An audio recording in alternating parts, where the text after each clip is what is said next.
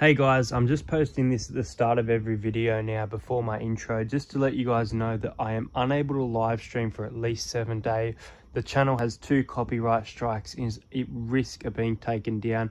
I have a new one, so go and check out the most important video ever on my channel. Link is in the description for that. Anyway guys, let's get into another video. Thanks for watching. G'day guys, welcome. I'm excited for this video. It has been a while since I did some fresh NRL content for you guys. As you saw at the start of the video, there's some worrying thing. I want to try and get a trend going, like a hashtag save entertain house. I've seen a few of you put it in the comments, post it on Twitter, Instagram, Facebook, wherever I can see it. I would like to see it. Anyway guys, let's get into the video.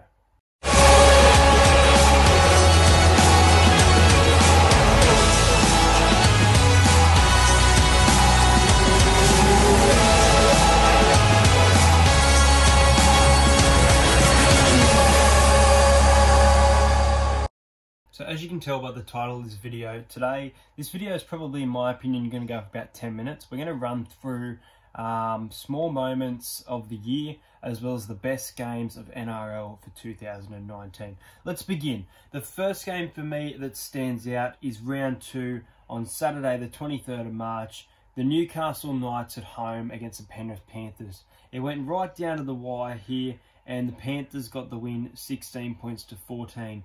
Edric Lee scored in the 27th minute and Mitch Barnett in the 72nd, but it was little too late for the Newcastle Knights, who were coming off a win to the Cronulla Sharks the previous week and were at home, but unfortunately they lost this match. Let's speak about the second game on this list. We've got the Eels up against the Roosters. Now this, I don't understand how the hell this scoreline happened.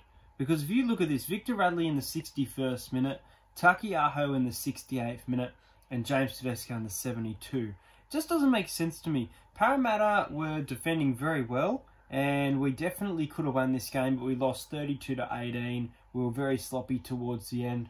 Maika Sivo got a double, and I believe these were actually his first tries for the season, because he was denied in a Penrith game, is my understanding.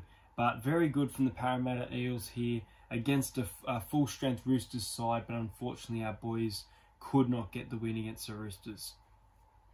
We go to round 4, Friday the 5th of April. Now I watched this game the day after it happened, but I knew that it went to Golden Point. I was watching Pet Sematary at the movies. And the Panthers beat the Tigers 9 points to 8. This should have been a Tigers win, but Penrith scored in the form of Dylan Edwards, and Nathan Cleary converted it from the sideline in the 79th minute to send this match into Golden Point. Ryan Madison and Corey Thompson scored for the Tigers, and the Panthers at home, too good. Next game, round 4, so it was the same round as this one. On Sunday, the 7th of April, Melbourne Storm against the Bulldogs. The Storm won this 18-16, and I actually think that the Bulldogs deserved the win, and I'd even go as far as saying they were the better team. This was also, in my opinion, if I'm not mistaken, the first game for Jaden Okunbor. He scored a try in the 22nd minute, and there were more to follow. I always hate saying this name, but Kamikaka from the Melbourne Storm. I think it was also his first try. Cameron Munster played very well, but the Bulldogs were very good here, especially for a team that was losing game to start their season. We move on to one of my favourite, if not my favourite game of the year. Now this game is the Melbourne Storm at AAMI Park against the Sydney Roosters. If I'm not mistaken, it was 20-6 at half time in favour of the Roosters. In the second half, the Storm were clinical. Addo Carr just before half time, Kamikaka again, and then Curtis Scott in the 51st minute. The Roosters in the 4th, 20th and 29th. So the first half was Roosters, the second half was Storm. And the decoy to pass the ball to Latrell Mitchell rather than Cooper Cronk, who was expecting it, looking like he was going to get it, and for Latrell about 35 metres out to kick a field goal to win the match 21-20. I could watch this game over and over again. I absolutely loved it. It's one of my games of the year. Next game I'll speak about, obviously I've got to put this as a highly rated game being an Eels fan, and that is the Parramatta Eel beating the West Tigers 51 points to 6. We scored 9 tries and converted 7 out of 9 goals. This was a brilliant game. It was the opening of the Bankwest Stadium, and what an event it was. Next game, I'm also going to say up there with games of the year for me. I actually really enjoyed this one. It was round 10, Saturday the 18th of May. The Raiders at home, who were, if it's round 10, I'm going to say they had about 7 or 8 wins. They were very convincing early at the start of the year. But the Rabbits snatched a win here, 16 points to 12. It was 6 points to 4 in favour of the Raiders at half time. The only try scored was Sam Williams. So that 6 from the Raiders was actually goals. It was a penalty goal game. It was all penalty goal. And Cody Walker in the 50th minute started something for the Rabbits. And they got the win, 16 points to 12. As I said, another game that I really enjoyed that one. I loved watching the Knights flog the Roosters. It made me feel good at McDonald Jones Stadium. 25,000 people, pretty much a full crowd there at McDonald Jones. Hymel Hunt, Kalen Ponga, Mitchell Pearce, Edric Lee. I think this was the game where Edric Lee got injured, I might be wrong. And Connor Watson. Kalen Ponga 5 out of 5 and 4 penalty goals in favour of Kalen Ponga, who was taken off injured by Jared Waerea-Hargreaves, and Mitch Barnett kicked a goal in the 68th minute. I love watching the Roosters get beaten, and this was one of them. They were at full strength. This is a game they definitely should have won. The Knights went out in as outsiders, but they were too good here. Next game I'm going to speak about is also the Knights, and that is the Knights against the Warriors. Now, the Knights should have won this game. They led 12-2, had a good lead at half-time, but the Warriors snatched victory from defeat, and it was 24-20. Sam Liaison scoring in the 75th minute, and then Isaac Luke kicking that conversion for them to win the game. Kalen Ponga, I believe, was out for this match as well. Mason Lino was kicking the goals due to that happening. Next game I'm going to speak about is the Melbourne Storm against the Cronulla Sharks. Now, I have to include this game because it was such a monumental first-time thing. It was Cameron Smith's 400th game, the first player to reach 400 games. And it wasn't a bad game either. The Storm were very clinical in this match. I've spoken about Cameron Munster. I think he had a very good season and he was good. He scored in the 3rd minute of this game. Sean Johnson, who was a little bit off for me, he kicked 2 out of 3 conversion and scored a try in this match. But it was a good celebration. It was 18 points to 4 at half time, I might add. This game here was brilliant. This is a lot of people's game of the year.